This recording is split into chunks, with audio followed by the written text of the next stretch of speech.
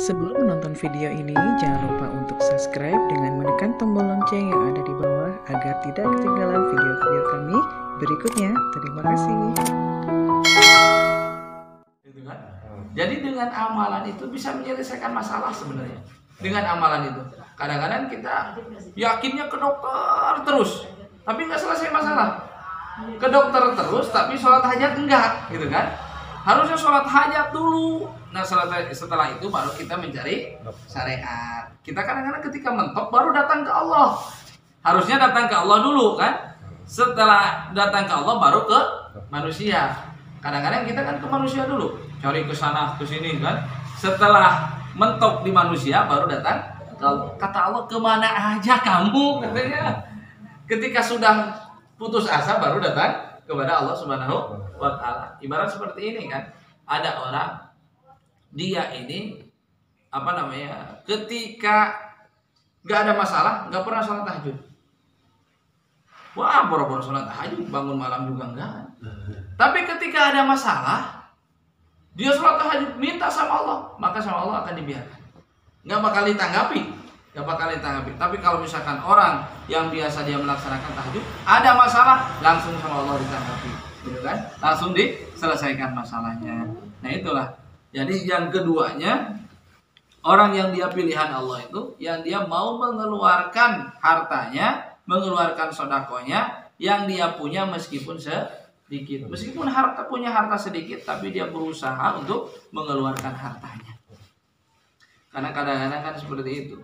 Orang punya uang 100.000, disodakohin 50.000. Berharga itu ngeluarin 50.000 tuh.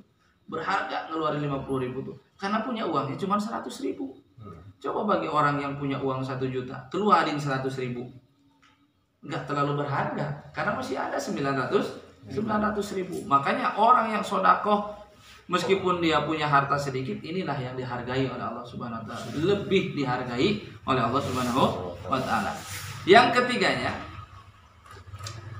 wahabba suqutol manjilati, yang dia mau melepaskan pangkatnya, melepaskan jabatannya. Orang yang dia cinta kepada akhirat itu, dia tidak akan mau diberi jabatan. Dia tidak akan mau diberi jabatan, karena jabatan itu sebagai amanah. Seorang yang tidak bisa menjaga amanah, maka munafik hukumnya, gitu kan? Karena jabatan ini jangankan jadi DPR, jangankan jadi wali kota, jangankan jadi gubernur, apalagi jadi presiden, jadi RT pun nanti akan dipertanyakan di akhirat. Sayyidina Abu Bakar, ketika Rasulullah sudah meninggal, kan semuanya itu nggak ada kepemimpinan khalifah, maka semua memilih Abu Bakar. Tapi Abu Bakar pertamanya tidak mau, karena dia dipaksa, maka dia ngambillah itu karena terpaksa, karena tidak ada lagi. Bahkan ketika dikasih jabatan itu nangis, Pak. Kalau para sahabat itu dikasih jabatan nangis, takutnya dia tidak bisa mengemban. Sekarang apa nangis nggak? Orang jadi DPR nangis nggak?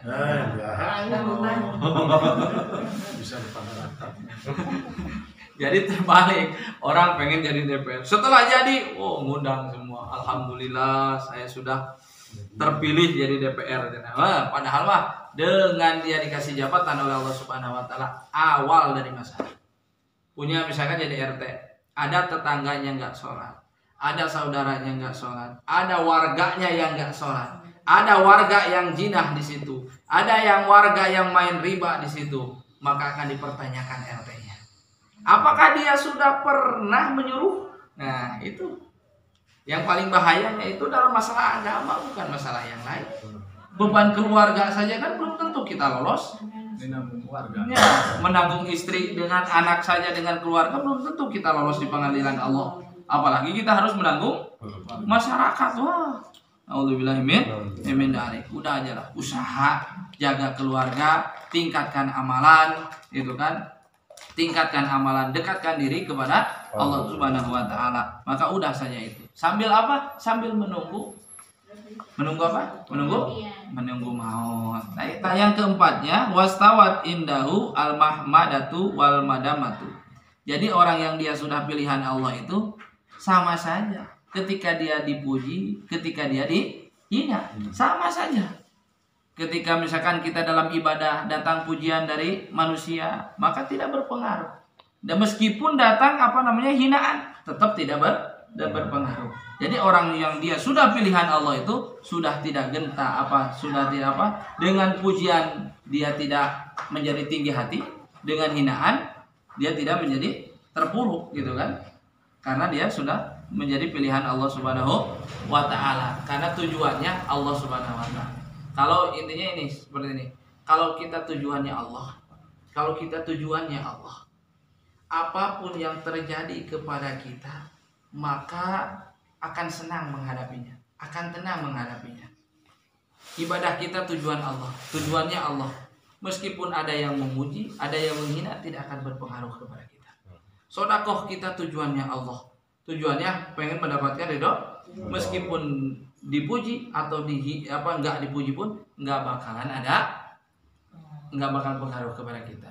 Dalam tolak ilmu pun seperti itu. Kalau kita tujuan Allah, maka kalau kita tujuan Allah, lempeng, selesai semua masalah. Kalau tujuan Allah.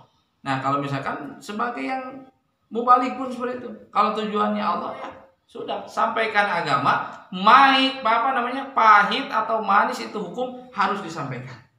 Karena tujuannya, kadang-kadang orang takut Pak menyampaikan hukum yang pahit.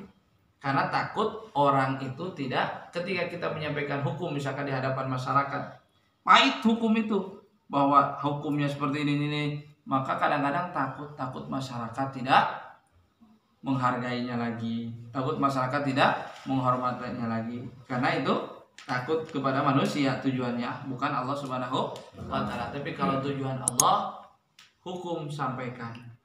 Karena hukum itu ada yang manis, ada yang pahit. Kalau manis ya seperti kita ceritakan surga, ceritakan nikmatnya surga. Wah, dengan berbagai kenikmatan nanti di surga itu manisnya. Tapi pahitnya bagaimana siksa bagi orang yang durhaka kepada Allah Subhanahu wa taala, itu pahitnya ya. Jadi intinya orang yang ikhlas itu siapa? Yang dia menyembunyikan kebaikannya seperti menyembunyikan keburukannya. Terus puncaknya ikhlas itu ketika dia tidak suka terhadap pujian manusia. Dan kapan bisa diketahui seseorang itu adalah pilihan Allah Subhanahu wa taala? Maka diketahui dengan 4 perkara. 1, ketika dia sudah berani meninggalkan kesenangan dunia dan memilih kesenangan akhirat. Dan yang keduanya, ketika dia sudah berani memberikan sedekah daripada hartanya yang sedikit. Itu kan, dari harta yang sedikit. Yang ketiganya, ketika dia lebih suka meninggalkan jabatan daripada mendapatkan jabatan. Yang keempatnya, sama saja untuknya pujian ataupun hinaan. Dipuji sama seperti itu, dihina pun sama. Kalau sudah lama, karena sudah terbiasa, kita biasanya terbiasa berjamaah, mau orang menghina atau memuji, udah nggak bakalan nggak berpengaruh. Tapi bagi orang baru itu bisa berpengaruh. Yang tadinya dia nggak sholat, langsung suka berjamaah, terus diledekin, maka akan berpengaruh. Nah, bisa-bisa nggak berjamaah lagi. Makanya kita ini harus hikmah. Orang yang baru tobat, yang baru sadar, maka kasih semangat terus-menerus. Bahkan kasih fadilah supaya Dia semakin semangat dalam beribadah.